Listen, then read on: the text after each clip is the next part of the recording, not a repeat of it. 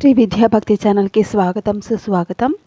ఈరోజు మనం తెల్లవారుజామున మంచం మీద పీరియడ్స్ వస్తే ఎలా, ఇంట్లో తేనె పట్టు పెడితే శుభమా అశుభమా, అమ్మాయి ప్రథమ రజస్వల బయట అయితే ఎందుకు దోషమో ఇవన్నీ తెలుసుకుందాం.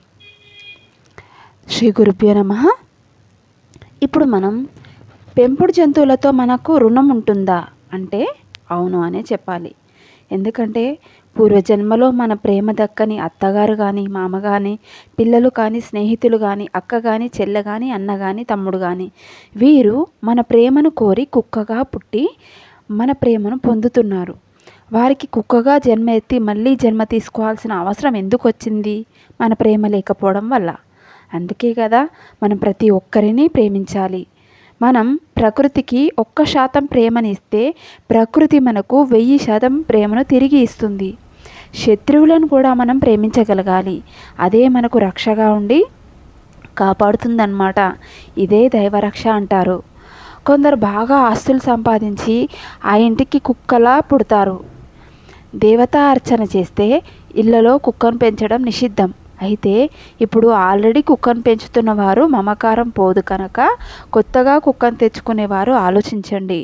మనం ఏదో దానిని ఉద్ధరిస్తున్నాం అనుకుంటున్నాం కానీ ప్రకృతిలో హాయిగా తిరిగే కుక్కలను ఇంట్లో కట్టి పడేయడం మహాపాపం. మనం కూడా వచ్చే జన్మలో కుక్క మీద మమకారంతో కుక్కలాగా పుట్టాల్సి వస్తుందన్నమాట.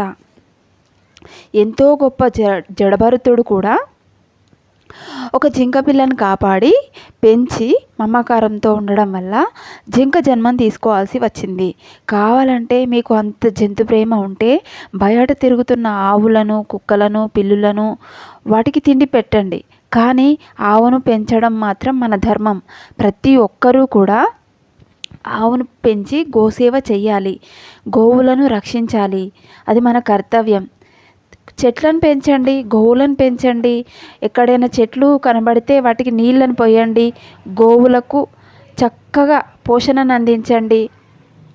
ఈ విధంగా చేయడం ద్వారా మనకు ఎంతో పుణ్యం లభిస్తుంది. గోవు అనేది మనం ఎప్పుడు గోవుకు రుణపడే ఉంటాం. ఆ తల్లికి మనం ఎప్పుడూ రుణపడే ఉంటాం. కుక్కలను పెంచేవారు ఎలాగూ పెంచుతున్నారు కాబట్టి వాటి అంత్యకాలం వచ్చేదాకా పెంచండి.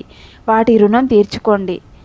రుణం తీర్చుకున్న తర్వాత కొత్తవి మాత్రం పెంచుకోవద్దు.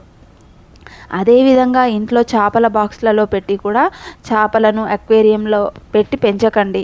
అది కూడా మహాపాపం. సముద్రంలో హాయిగా తిరిగే వాటిని ఇంట్లో పెంచకూడదు. మీ పిల్లల సంతోషం కోసం కుక్కలను తీసుకొచ్చి మెడకు గొలుసులు కట్టి బంధించడం పాపం కదా. మీ పిల్లల సంతోషం కోసం పాపం చేస్తారా? ఇంట్లో తేనె పట్టు పెడితే శుభమా అశుభమా అంటే మీది విశాలమైన ఇల్లు, పెరట్లో ఎక్కడో దూరంగా చెట్టుకు తేనె తెట్టె పెడితే ఎలాంటి అశుభం లేదన్నమాట. కానీ ఇరుకు ఇల్లు అయితే మొదట్లోనే దాన్ని గమనించి పొగ పెడితే అవే పోతాయి. ఏ అశుభమూ లేదు. లేకపోతే మనకు కొడతాయి. శకున శాస్త్రం ప్రకారం ఉత్తరం వైపు తేనె తెట్టె పెడితే పుత్ర సంతానం అంటారు. అయినప్పటికీ మనం ఇంట్లో తేనె తెట్టెను పెడితే మాత్రం పొగ పెట్టాలి, అవే పోతాయి. తెల్లవారుజామున మంచం మీద పీరియడ్స్ వస్తే దోషమా తెలుసుకుందాం. ముఖ్యంగా మహిళలకు పీరియడ్స్ అంటే ఎన్నో అనుమానాలు, బాగా భయపడుతూ ఉంటారు. భయపెట్టే వాళ్ళు పెరిగిపోతూ ఉన్నారు. ఇది అత్యంత సహజ ప్రక్రియ.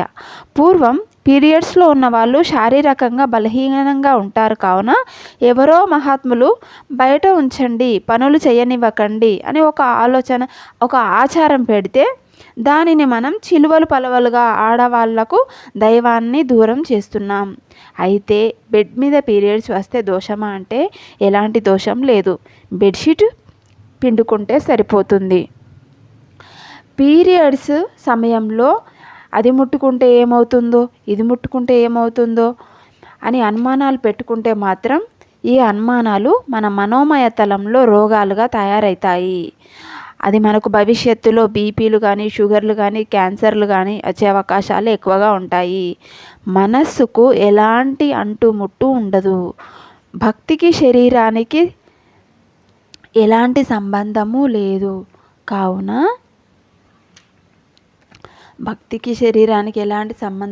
కావున శరీరానికి సంబంధించిన పీరియడ్స్కి దైవానికి ఎలాంటి సంబంధము లేదు. మనసులో దైవ జపం చేసుకుంటూ ఉండొచ్చు.